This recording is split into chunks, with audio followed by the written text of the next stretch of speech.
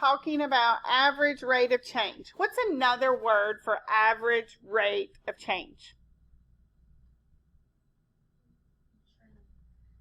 Slope. Slope. Well, that didn't help any, did it? Slope. Okay, average rate of change, also known as slope. Now, when we did linear functions, the slope was constant. It stayed the same. At every point of the line, the slope was constant. It had the same slope all the way. Now, if you look at this quadratic function, on the left side, it has a what type of slope? Increasing, a positive slope, right? And on the right side, it has a negative. So is it going to have a constant slope here? No. And to be real with you, each little interval is going to have different slopes, okay? So we're looking for the slope given a particular interval or period on that graph, not the entire graph, okay? So the rate of change, this is equal to the slope of the function, which is a line directly connecting the 2 points. So you could draw like a line here. Does everybody see that? And you could find that same rate of change. So let's go down here and look. So what is this point? 1, 4. And then what is this point? 6, 7. So it's asking us to find the rate of change between these 2 points. Does that make sense? So we use the same formula, and that's what this is. What is the formula? It is y2 minus y1. So it's the change in y minus the change in the other y. Remember f of a and then over x2 minus x1. All right, so if we take this, we have 7 minus 4 over 6 minus 1. What is 7 minus 4? 3. 6 minus 1? 5. Now you could also go 1, 2, 3, 1, 2, 3, 4, 5. Rise over run, just like we did before. Does that make sense? Yes? Now, I'm going to be upfront, honest, real with you. I don't know why. I really don't understand why. Most students get slope. Like they understand it's y2 minus y1, x2 minus x1. They get that. They understand that. But then when I start putting it on a quadratic function and I asked you to find it over this interval, students are like, what? Huh? No? And they get lost. And they just mess it up. Just like in Unit 1, I gave you y equals 3x plus 7. What was the slope there for 3x plus 7? What is the slope of 3x plus 7 from the 3, right? And a lot of you missed that on your test in Unit 1 because in Unit 1 you were like, no, I don't understand the slope, and you didn't understand that it came from that particular point. Okay, does that make sense what I'm saying? So when I say over an interval, can't find what I want. When I say over an interval, it means between the 2 points. Okay, does that make sense? So let's go down here and look here at these next examples. Okay, so we're going to determine the rate of change given the interval. Okay, so you can see from x from 1 to 2, sometimes it will look like this. So that means the same thing. Between x is between 1 and 2. So we're basically saying here is 1 on the graph. And then down here is 2 on the graph. Does everybody see there's the 2? So we're basically finding the slope right here. Now, with graphs, you could just count and do it that way. But I want to make sure you understand the math. Okay, so what is that point? When x is 1, what is the point?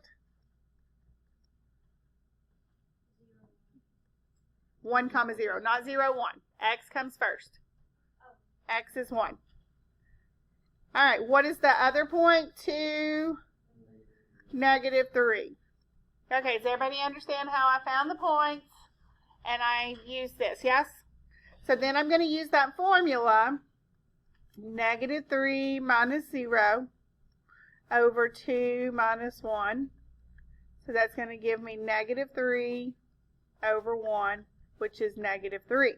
Now, if I look at this rate of change in this graph, is that a negative slope? Yes.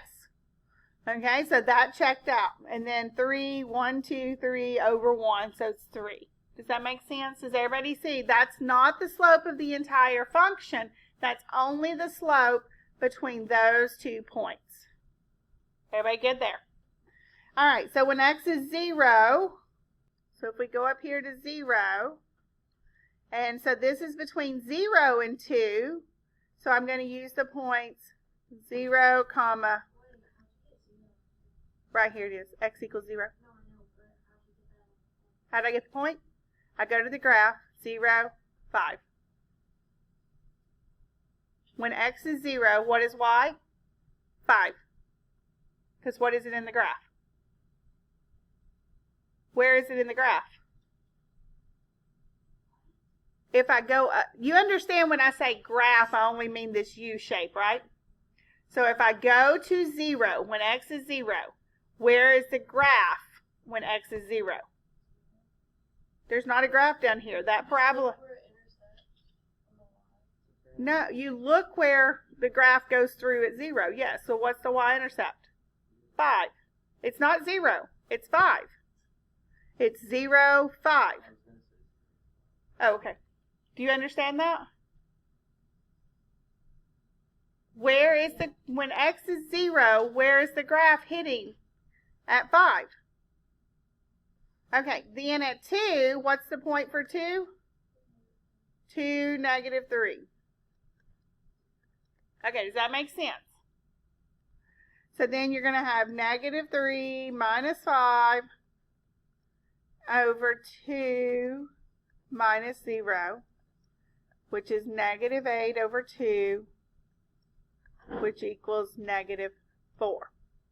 Now from this point to this point, is that a negative slope? Yes. 1, 2, 3, 4, 5 divided by 1. Huh? I'm not going there yet.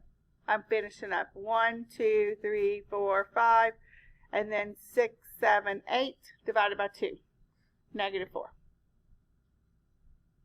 From here to here. Yes. All right, do the next 2. Do y'all have any questions at home?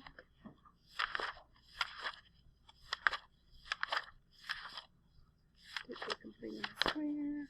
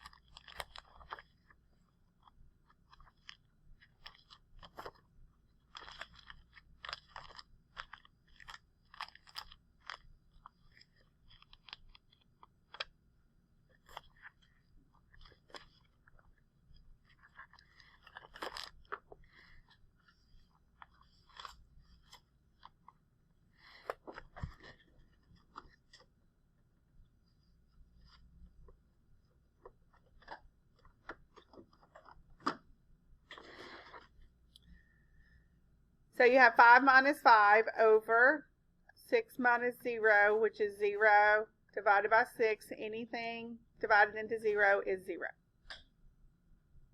Okay, and that makes sense because if you connect those 2 lines, you get a 0 slope because it's a horizontal line.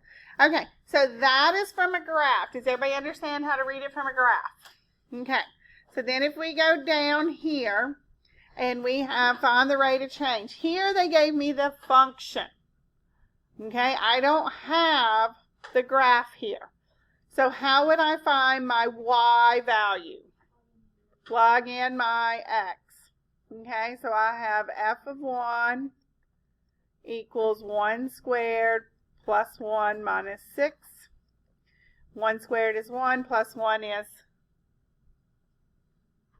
2 minus 6 is negative 4. So that ordered pair is 1 comma negative 4.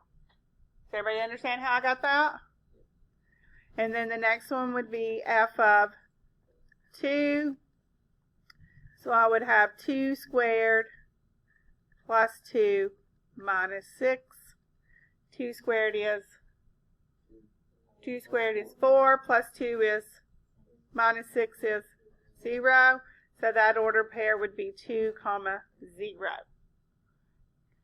I could also plug this function into my calculator and go to the table and find my ordered pair from my x and I go when x is 1 and x is 2 and get the ordered pair there also. Does everybody understand that?